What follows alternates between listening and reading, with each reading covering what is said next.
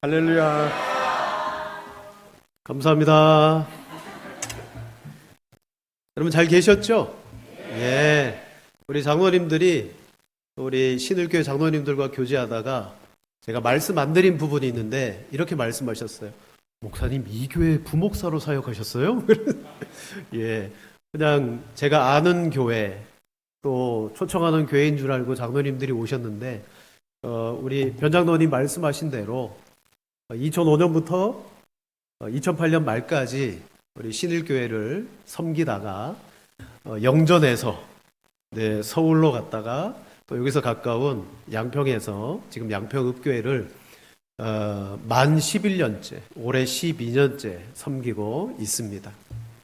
여기 이렇게 몇 년을 쭉 살펴보니까 뭐 그닥 변하지 않으신 것 같아요. 예전에 그 모습 그대로 다 가지고 계시고, 뭐 조금만 달라졌다면 머리 희끗하신 분들은 일부러 염색하셨을 것이고, 또 우리 장로님들은 또 연륜이 있으셔야 되니까 흰머리 그대로 계시고, 이렇게 흰머리 몇 생긴 거 외에는 달라진 게 없는 것 같고, 또 이렇게 그때 젊어서 같이 신앙생활 했던 청년들 이렇게 보니까 가정도 가지고 아기도 있고 또 이런 또 변화된 모습을 보니까 참 감사하고 또 감회가 새롭습니다. 특별히 근본에 제가 이렇게 계속 신일교회 소식을 듣고 있어요. 또 우리 담임 목사님을 청빙하는 중에 있다라는 그러한 이야기를 듣고 또 초미의 관심을 두고 있습니다. 어떤 분이 오실까? 이게 남의 교회 이야기가 아니잖아요. 그래서 직접 저에게 누가 이런 연락을 주진 않으세요. 그래서 제가 일부러 찾아봐요. 여러분 죄송하지만 뭐 간첩같이 유튜브 들어가서 이번 주에 누가 설교했지? 혹시 내가 아는 사람 아닌가? 막 그러면서 인간적으로 찾아보기도 합니다. 그리고 관심이 있다라는 사실을 여러분 꼭 기억해 주시고, 저도 또 우리 신일교회 좋은 목사님 오도록 기도하겠습니다. 그래서 앞으로 정말 이 지역에서 하나님을 섬기는 일에 있어서는 으뜸이 되시고, 오늘 특별히 교사 헌신 예배로 여름 사역을 준비하면서 헌신하는 모든 교사들과 우리 모든 성도들에게 정말 힘이 되고 능력이 임하는 그런 교회가 되어지기를 기도하겠습니다. 기도합시다. 하나님 아버지 참 감사합니다. 오늘 또 이렇게 이전에 섬겼던 귀한 교회의 부름을 받고 또 말씀으로 섬기기 위해서 이 시간 또 종이 이 자리에 섰습니다. 오직 하나님의 말씀만 드러나게 도와주시고 하나님의 은혜가 이 시간 나타나게 하여 주옵소서. 특별히 영혼을 맡아 교사로 또 선생님으로 수고하는 우리 영적인 부모인 교사들에게 금년도 성경학교 수련회 모든 사역을 준비할 때 하나님께서 소망을 주시고 한 영혼 한 영혼을 맡아 감당할 때 힘과 능력을 더하여 주옵소서. 우리 귀한 교사 헌신 예배에 함께 동참하는 우리 모든 성도들에게 하나님께서 은혜와 은총을 내리워 주옵소서. 감사를 드립니다. 우리 구주 예수님의 이름으로 기도드립니다. 아멘. 신일교회 사역부터 지금까지 연수를 계산하면 20년입니다. 오면서 계산해 봤어요. 그럼 신일교회를 떠난 지는 얼마나 됐느냐? 17년이. 그때 떠날 때 우리 넷째 막내가 뱃속에 있었죠. 그래서 서울에 가서 낳는데 걔 나이를 보면 알면 돼요. 걔가 이제 고등학교 1학년이거든요. 한 17년 세월이 지났는데 저도 좀 변했죠. 뭐 첫인상이 목사님이 이렇게 흰머리가 많아지셨을까? 살은 저렇게 디룩디룩 쪄가지고 교회도 평안하고 또 우리 장로님 두 분도 같이 오셨는데 모든 사역들이 잘 되어지고 또 평안하기 때문에 또 이런 줄로 압니다. 또 그때는 갓 결혼해가지고 힘들었을 때예요. 애 둘 있는데 그거 먹여 살리느라고 저도 이렇게 살이 찔 줄은 몰랐어요. 어때요? 살이 찌니까 더 보기 좋죠? 감사합니다. 자, 오늘 우리 교사 헌신 예배인데 2025년에도 하나님이 주시는 은혜와 능력으로 귀한 사역 감당할 줄로 믿고 오늘 말씀에 같이 은혜를 받기를 원합니다. 미국에 오래전에 한 마을에 거대한 수력발전소가 생길 계획이 짜여졌습니다. 이제 실행되어져요. 근데 이 마을이 발전소가 생기면 물에 다 잠기게 되었습니다.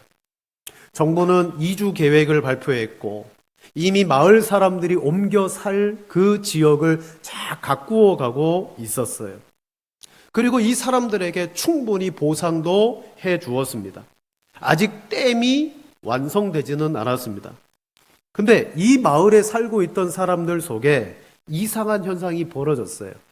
그게 뭐냐면 마을이 발전이 없는 거예요. 그동안 뭐가 부서지고 또 깨지고 벗겨지고 그러면 페인트도 칠하고 단장도 하고 꾸며야 되는데 페인트를 칠하는 일도 없어졌고 도로 보수도 공사하지 않고 그대로 놔둬요. 마을 사람들이 살고 있음에도 불구하고 마을이 점점 쇠퇴해지고 말았습니다. 그럼 당연하겠죠. 아직 이 마을 사람들이 떠나기 전이에요. 그런데 마을을 돌아보지 않았습니다. 그냥 버려진 채로 내버려 뒀다는 거예요. 그때 한 마을 주민이 드디어 그 마을을 떠나면서 불평을 하고 떠납니다. 이렇게 말합니다. 미래에 대한 믿음이 없는 곳에는 현재의 아무 힘도 존재하지 않는다. 미래에 대한 믿음이 없는 거예요. 이 마을이 미래에 잘 될 것이다. 이 마을이 미래에 발전될 것이다. 그런 믿음이 싹 사라져 버렸어요. 물에 잠겨 버릴 텐데. 그러니까 현재 그들은 힘이 없더라는 거예요. 여러분, 우리 교회가 그런 것 같습니다. 점점 주일학교와 다음 세대들이 미래가 사라지잖아요. 미래가 없어지니까 책임질 다음 세대가 없어지면 현재 우리 교회의 힘이 떨어질 수밖에 없는 거예요. 그래서 저는 말씀드리고 싶어요. 주일학교에 아이들이 태어나고 그 아이들이 뭐 유리창도 깨고 전구도 깨트리고 기물도 깨트리고 그런다 할지라도 그 아이들이 교회에서 뛰어놀고 미래가 보일 때 여러분, 교회는 현재가 힘이 있어질 줄로 믿습니다. 여러분, 우리 신일교회가 정말 미래가 있는 교회가 되기를 원합니다. 앞으로 세워질 목사님도 그런 미래를 위해서 온 성도들과 마음을 합하여 우리 장로님들과 같이 함께 만들어져가는 교회가 되어지기를 축복합니다. 자, 오늘 성경에 보면 우리가 잘 아는 말씀이에요. 소위 변화산이라는 곳에 예수님께서 영광의 모습으로 변화되시고 별세 돌아가실 일에 대하여 나눔을 했습니다. 그리고 이제 산 아래 내려와 보니까 아래는 9명의 제자만 머물러 있었어요. 그런데요, 논쟁이 벌어졌어요. 소란이 일어났어요. 그때 한 사람이 뛰어와서 예수님께 이렇게 요청합니다. 그들이 무리에게 이르매 한 사람이 예수께 와서 꿇어 엎드려 이르되 주여 내 아들을 불쌍히 여기소서. 그가 간질로 심히 고생하여 자주 풀에 넘어지며 물에도 넘어지는지라. 아멘. 아이의 아버지가 예수님을 보자마자 다급하게 달려와서 간청을 하는 내용이 바로 그거예요. 이 아이가 간질에 걸렸는데 막 물에도 들어가고 불에도 들어간다. 그런데 그 이유가 뭐냐면 귀신이 들려. 못 보게 하고 못 듣게 하는, 말을 못하고 또 듣지 못하게 하는 귀신이 이 아이를 막 이끌어가는 거예요. 여러분, 우리가 그런 아이를 양육하고 있고 키우고 있다 그러면 얼마나 다급하겠습니까? 여러분, 한국교회가 그래요. 한국교회는 우리 교회뿐만이 아니고 이 다급하고 시급한 일에 지금 직면해 있습니다. 한국교회의 부흥기는 이제 끝났습니다. 공식적으로 교회의 부흥기는 끝이 났어요.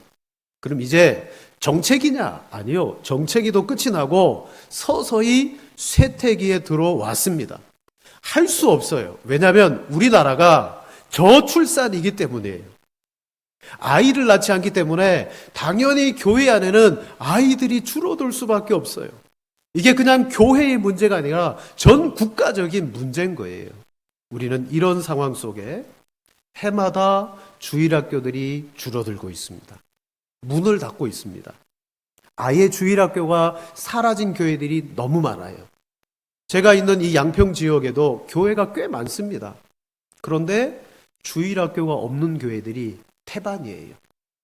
근데 문제는 주일학교가 없으니까 여러분, 빈익빈 부익부예요. 주일학교가 잘 갖춰지고 시스템이 있는 교회는요, 그 부모들이 아이들을 양육하기 위해서 가요. 그래서 대형 교회는 아이들이 차고 넘치는 거예요. 왜? 작은 교회 주일학교가 없으니까 내 아이의 양육을 위해서 큰 교회로 갈 수밖에 없어요. 어쩌면 저희 교회는 그 지역 안에서 저희가 잘해서가 아니라 다른 교회 주일학교가 없으니까 할 수 없이 우리 교회로 올 수밖에 없는 형편인 거예요. 자, 이런 일이 벌어집니다. 요즘 청년들 전도하면 청년들의 전도율이 몇 프로냐면 2%에서 3%입니다. 2, 3%밖에 교회를 다니지 않아요. 예전에 비하면 너무너무 낮은 수치입니다. 청소년도 비슷하고 어린아이도 비슷해요. 주일학교의 미래가 여러분 좋지 않습니다. 이제 한 교단에서 발표했습니다. 2030년이 되면 우리나라 주일학교의 90%가 사라질 것이다. 2030년, 13년밖에 남지 않았습니다. 그러면 90%가 사라진다. 여러분, 이제 막 죽어가는 사람을 위해서 우리가 해야 될 게 있어요. 그게 뭐냐면 심폐소생술이에요.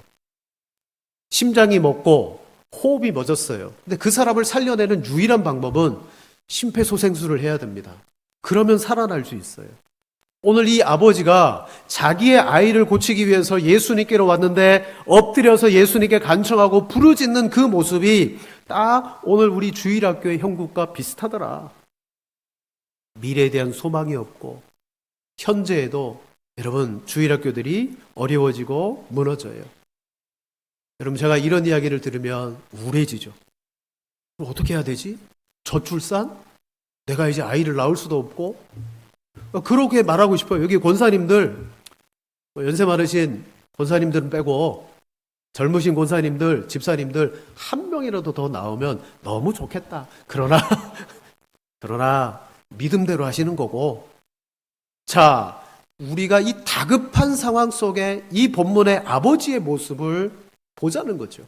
이 아버지가 자기 아이를 살리기 위해서 얼마나 다급합니까? 귀신이 어디서든 아이를 꼬꾸라뜨리고 거품을 물게 하고 파리해져 가고 너무 심각한 상황 가운데 놓여 있는데 이 병은 언제부터냐? 여러분, 어릴 때부터예요. 어릴 때부터. 이 병 자체가 금방 생겨난 게 아니에요. 어릴 때부터 그랬다는 거예요. 여러분, 우리 주일학교의 현상도 갑자기 이런 일이 일어난 것이 아니에요. 주일학교가 위기다, 어렵다. 여러분, 제가 전도사 시절에도 다 들었던 이야기예요. 근데 그때는 수십 년 뒤에 벌어질 일이었어요. 근데 이제는 십수년 뒤에 일어날 일이라는 거예요.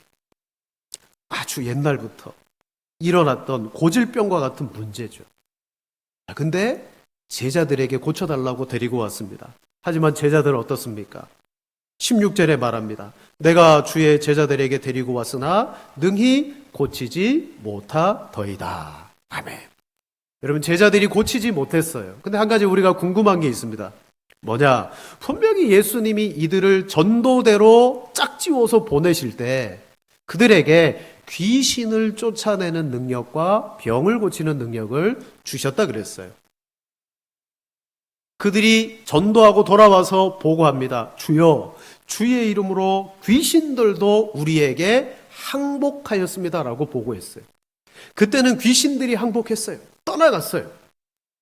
그랬던 그들이 지금 귀신을 쫓아내지 못해가지고 쩔쩔매고 있습니다. 서기관들과 함께 변론하고 있고 조롱당하고 있어요.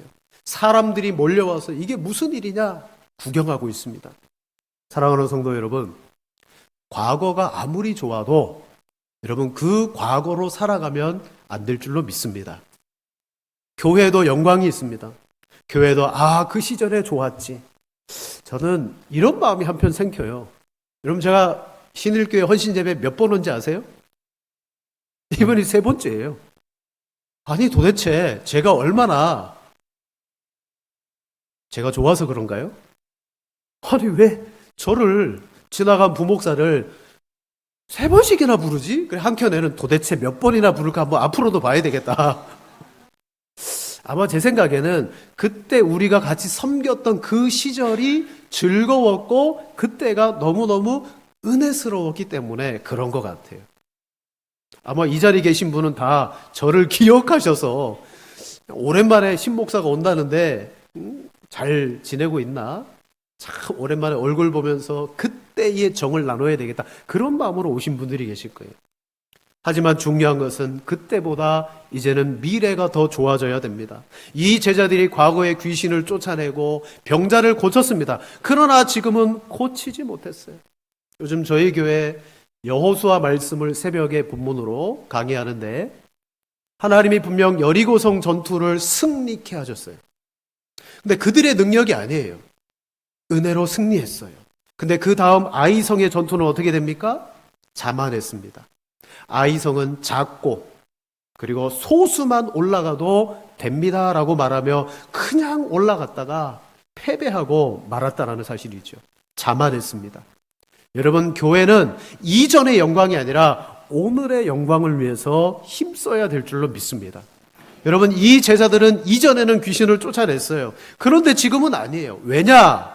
신앙의 성공은요, 과거에 성공했다 그래서 자동적으로 성공할 리가 없어요.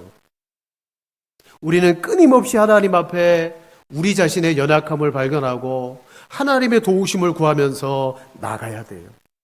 제가 2005년에 왔다 그랬잖아요.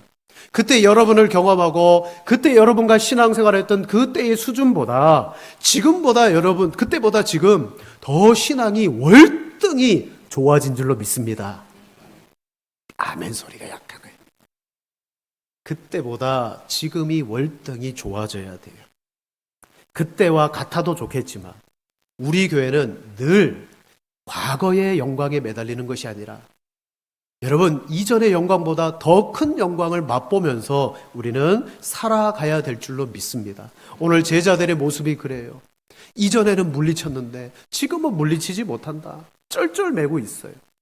자, 그 상황 속에 예수님이 묻습니다. 이 문제가 얼마나 오래되었느냐? 21절에 말합니다. 어려서 부터입니다. 어려서 부터입니다. 여러분, 이 주일학교라는 아주 엄중한 이 사역과 주일학교의 역사가 언제부터 어려워졌습니까? 뭐 한 5년 전부터입니까? 아니요. 아까도 말씀드렸듯이 아주 오래전서부터 주일학교에 경고의 소리가 들렸고 문제를 이 대책을 세워야 되고 뭔가 대안이 있어야 된다라고 분명히 말했어요. 여러분, 우리는 그 주일학교라는 귀한 사역의 문제점을 알고 있었어요. 근데 그냥 왔죠. 어떻게 되겠지. 바로 이 아이도 마찬가지입니다. 어려서부터 고통당하고 아팠는데 이 아버지가 해줄 수 있는 것은 뭘까요? 그냥 한번 아프고 나면 미음 끓여주고 조금 달래주고 보양해주고 그 정도밖에 안 됐을 거예요. 대책이 없었어요. 그러나 이제 예수님께 왔어요. 22절에 귀신이 그를 죽이려고 불과 물에 자주 던졌나이다. 그러나 무엇을 하실 수 있거든 우리를 불쌍히 여기사 도와주옵소서. 이 말 속에 아버지는 의구심을 가지고 있어요. 과연 예수님이 이 아이의 문제를 해결해 줄 수 있을까? 무엇을 하실 수 있거든 우리를 불쌍히 여기사 도와주옵소서. 이때 예수님이 그 부모에게 말합니다. 자, 우리 본문 23절 다 같이 한번 읽겠습니다. 예수께서 이르시되 할 수 있거든이 무슨 말이냐? 믿는 자에게는 능히 하지 못할 일이 없느니라. 아멘. 할 수 있다가 무슨 말이냐? 믿는 사람에게는 능히 하지 못할 일이 없느니라. 사랑하는 여러분, 두 가지가 우리에게 필요해요. 두 가지가. 첫째는 우리의 능력이 아닙니다. 하나님의 능력입니다. 여러분, 교회는 교사들이 모여서 장로님들이 모여서 그 지혜와 능력으로 이끌어가는 것이 아니라 그렇게 모여서 하나님의 능력을 발견하고 그것을 우리의 사역의 현장에 끌어오는 것이 교회인 줄로 믿습니다. 하나님의 능력을 첫째 인정하고 믿는 거예요. 하나님은 능치 못함이 없습니다. 본문에 이 능히 하지 못할 일이 없느니라 라는 말씀을 들었던 사람이 누구냐면 아브라함이잖아요. 아브라함은 100세가 가까워져 갔습니다. 아직까지도 하나님이 주시겠다라는 아들이 없었어요. 근데 어느 날 하나님이 아브라함에게 나타나서 아브라함아, 명년 이맘때에 내게 아들이 있을 것이다. 사라에게 명년 이맘때에 아들이 있을 것이다. 여러분, 그때 우리는 아멘 해야 되잖아요. 근데 아브라함과 사라는 어땠는지 아세요? 엎드려서 웃었다라고 말해요. 이때 웃었다라는 표현은 비웃었다는 거예요. 자기가 이제 곧 100세인데 사라도 생리가 끊기고 아이를 낳을 수 없는데 하나님 어떻게 아이를 낳는단 말이야? 그러면서 비웃었어요. 그때 하나님이 이렇게 말합니다. 여호와께 능치 못한 일이 있겠느냐. 아멘. 사랑하는 성도 여러분, 그 결과 아브라함은 100세의 아들을 낳았습니다. 하나님이 그렇게 하실 수 있다라는 능력을 아브라함은 믿지 못했습니다. 그때 하나님이 아브라함에게 하신 말씀이 뭐냐면 하나님께 능치 못한 일이 있겠느냐. 사랑하는 성도 여러분, 우리 하나님께 능치 못한 일이 없습니다. 여러분, 한국교회 문제가 그렇고 우리 교회 어려움과 문제가 그렇다 할지라도 첫째 우리가 바라봐야 될 것은 하나님은 전능하시다. 오늘 우리 교사들이 이 믿음과 이 마음을 가슴속 깊이 가지시고 기도하시기를 바랍니다. 나도 연약하고 내 가르치는 이 아이도 지금 연약해요. 여러분, 요즘 우리 아이들 참 교회 안에서 가르치기가 너무 어려워요. 자기 주장도 세고요. 성경과 말씀을 고지고대로 안 받아들이고요. 선생님 그거 이거 아니에요. 그러면서 자기 아는 지식을 펼쳐나가면 내가 주일학교 때는 이렇지 않았는데 뭐 어떻게 대해야 될 줄을 모를 정도예요. 이때 우리가 반드시 가져야 되는 것은 하나님의 전능하심이에요. 하나님의 전능하심. 오늘 이 아이의 아버지에게 믿는 자에게 능치 못할 일이 없다라고 했을 때 그 능력은 바로 하나님이에요. 그리고 두 번째, 우리에게 필요한 것은 뭐예요? 이제 내가 그 능력을 믿어야 되는 거죠. 여러분, 내가 그 능력을 믿는 거예요. 제가 이 시간 우리 교사들에게 드리고 싶은 말이 바로 그겁니다. 오늘 아이의 아버지는 아이의 문제 때문에 너무 심각하고 다급해요. 맞습니다. 겉으로 드러난 사건은 이 아이의 문제를 고치기 위함입니다. 하지만 뒤에 예수님의 말씀을 들어보면 누가 먼저 고침을 받아야 되냐면 누가 먼저 고침을 받아야 돼요? 아버지가 먼저 고침을 받아요. 그래서 예수님은 아이를 먼저 고치기 전에 아버지를 고치는 거예요. 할 수 있으면 좀 고쳐주십시오라고 했던 이 아버지에게, 아니 믿는 자에게는 능치 못할 일이 없다. 그러니까 24절에 아버지가 말합니다. 내가 믿나이다. 나의 믿음 없는 것을 도와주소서 하니라. 아멘. 오늘 우리 교사들이 아이를 고치기 전에, 이 아이를 지도하고 가르치기 전에 하나님 저에게 믿음을 주십시오. 여러분, 하나님의 교회는요, 세상의 시스템이나 물질이나 교육의 방법이나 다 좋아요. 근데 하나님은 우리 영혼들을 어떻게 변화시키느냐? 하나님의 전능하심으로 믿는 교사를 통하여 일하실 줄로 믿습니다. 그래서 제가 서두에 한국교회가 이렇습니다. 2030년에 이런 일이 벌어집니다. 제가 겁 아닌 겁을 드렸는데 그게 문제가 아니라는 거예요. 하나님이 전능하신 하나님이시라면 여러분 그 모든 상황을 바꾸실 수가 있는 거예요. 근데 문제는 뭐냐? 오늘 이 아버지의 입장에서 내가 정말 하나님을 믿고 있는가? 내가 정말 하나님의 그 능력을 의지하고 있는가? 여러분, 아버지가 고침을 받아야 되는 거죠. 내가 먼저 새로워져야 되는 거예요. 우리는 항상 신앙생활 할 때 다른 사람의 눈에 있는 티끌은 너무 쉽게 보여요. 내 안에 있는 들보는 보기가 어렵습니다. 오늘 마찬가지입니다. 아이의 문제인 줄 알았어요. 이 아이가 안고 있는 어려움과 고통이 너무 큰 거예요. 그래서 고쳐달라고 왔는데 예수님은 어떻게 합니까? 이 아이의 아버지를 고쳐주세요. 오늘 이 자리에 모인 교사들, 우리 선생님들, 모든 성도들, 내 인생의 문제는 내가 고침받는데 관건이 있다라는 사실을 여러분 아시고 하나님의 전능하심을 제가 믿게 해 주시옵소서. 여러분 그 기도를 들으시고 올 여름 성경학교 수련회부터 하나님, 성경학교의 사역은 둘째입니다. 이 사역을 위한 제 자신이 하나님 필요합니다. 저에게 믿음을 주십시오. 믿음이 있어야 되겠네요.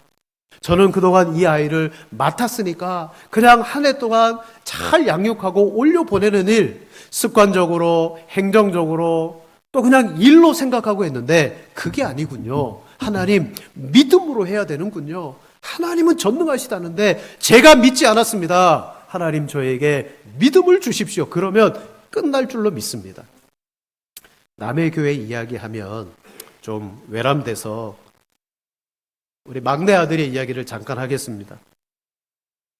보통 제가 아이들 이야기를 안 하는데 교사 헌신 예배니까 저희가 이제 고1인데 이 아이의 성격이 뭐냐면 외부에 나가면 말을 안 합니다.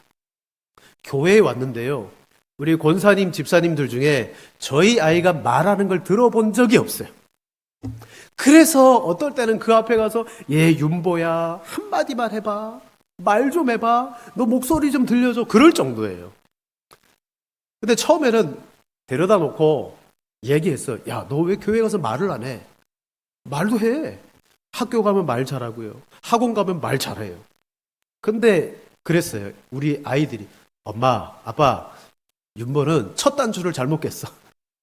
처음에 교회 가서 말을 안 하기 시작하니까 그다음부터 말을 하는 게 부끄러운 거예요. 그래서 말을 안 해요. 근데 이게 사단이 났잖아요.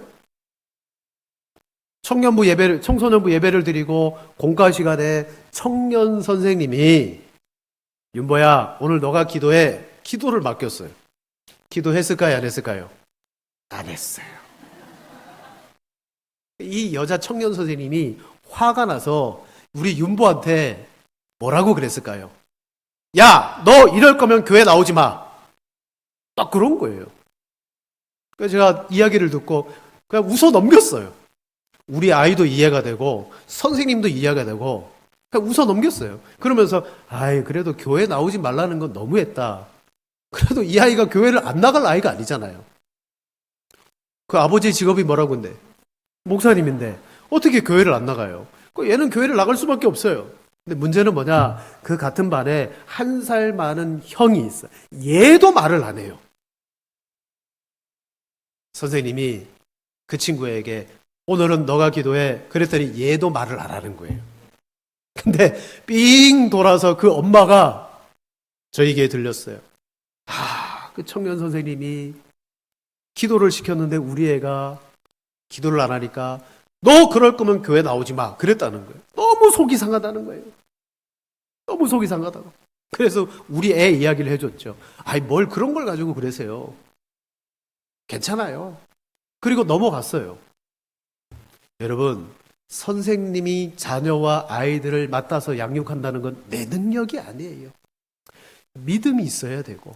무슨 믿음이에요? 하나님이 이 아이를 양육하고 키우신다는 전능하심의 하나님의 능력을 내가 믿어야 되는 거예요.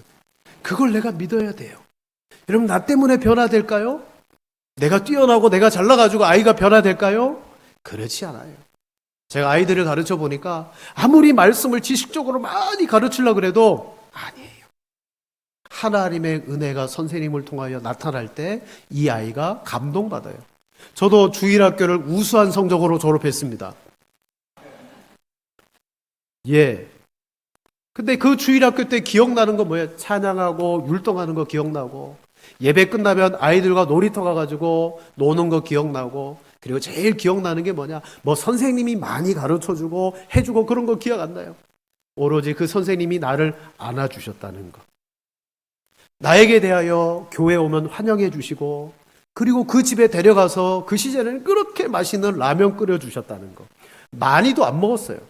한 번인가 라면 끓여는 그 선생님 집에 가서 먹었는데 평생 기억에 남는 거예요. 그래서 제가 청소년 시절에 방학을 많이 했습니다. 교회를 떠나고 심지어 담임 목사님이 학교에 저를 찾으러 와서 제발 집에 좀 들어가라 할 정도로 말썽을 많이 부렸어요.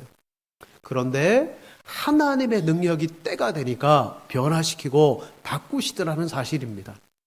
오늘 우리는 자녀를 기르는 부모 입장에서와 이 내가 맡은 아이를 양육하는 교사의 입장에서 마찬가지예요. 하나님, 저는 능력이 없습니다. 하나님의 전능하신 밖에 내가 의지할 게 없습니다. 히브리서 말씀에 뭐라고 말합니까? 믿음이 없이는 하나님을 기쁘시게 할 수 없다 그랬어요. 하나님께 나아가는 자는 하나님이 계신 것과 그 하나님께 나아가면 하나님은 반드시 나에게 상을 주시는 분이라는 사실을 믿어라 라고 말했어요. 우리 선생님들, 하나님은 전능하신 분이고 그 하나님 앞에 믿음을 구하며 나아갈 때 하나님이 선물을 많이 주실 줄로 믿습니다.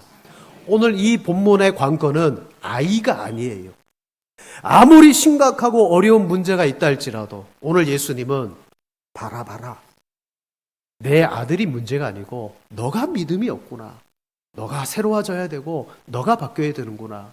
저는 그렇게 생각합니다. 하나님은 지금도 하나님을 믿고 의지하는 사람을 통해서 역사하실 줄로 믿습니다. 큰 교회 좋죠. 프로그램도 잘 갖춰졌고 세련됐고 교사들도 하고 싶고. 여러분, 큰 교회는요, 교사 한 번 한다는 게 이게 거기에는 프라이드잖아요. 근데 우리 교사는 3D 직종 아닙니까?